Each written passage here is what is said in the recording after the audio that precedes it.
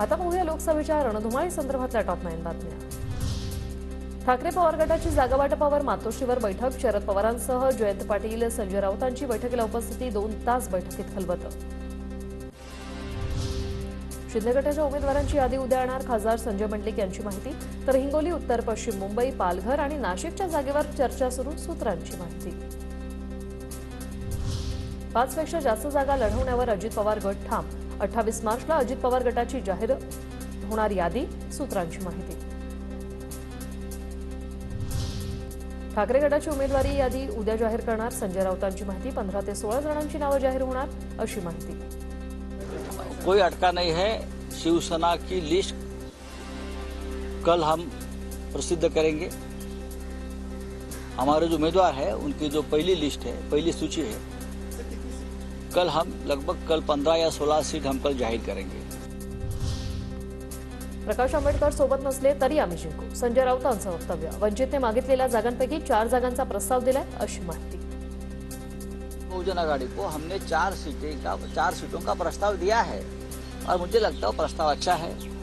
जो सीटें आंबेडकर जी ने मांगी थी वही हमने उनको दी। जिकडे खायला मिळेल तिकडे जातात, त्यांच्याकडे कुठलीही विचारधारा नाही। काही दिवस आधी महाविकास आघाडीत येण्यासाठी धडपड सुरू होती। संजय राऊतांचा महादेव जानकरांवर निशाणा। उनको कोई विचारधारा नहीं है, कोई बेस नहीं है। ये ऐसे लोग हैं जहां खाने को मिलेगा वहां चले जाते हैं। महादेव जानकर जी मेरे हिसाब से वो महाविकास आघाड़ी में भी आना चाहते थे, उनकी बातचीत चल रही थी। अंतर्गत मतभेद बाजूला ठेवून महायुतीचं काम करा। बारामती अहमदनगरबाबत झालेल्या बैठकीत फडणवीसांच्या सूचना। महायुतीच्या उमेदवार विजयी होईल एवढंच बघा, बाकी सगळं बाजूला ठेवा असंही विधान।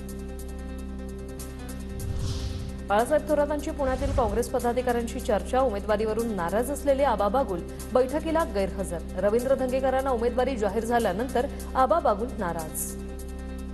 राजकारण हा मनाचा खेळ आहे। घरामध्ये जसं असतं तसं तिथे चालतं।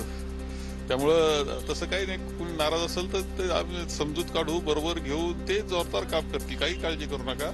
आणि हे तर गटतट हा विषय कोणत्या पक्षामध्ये नाही, थोडंफार असतंच ना।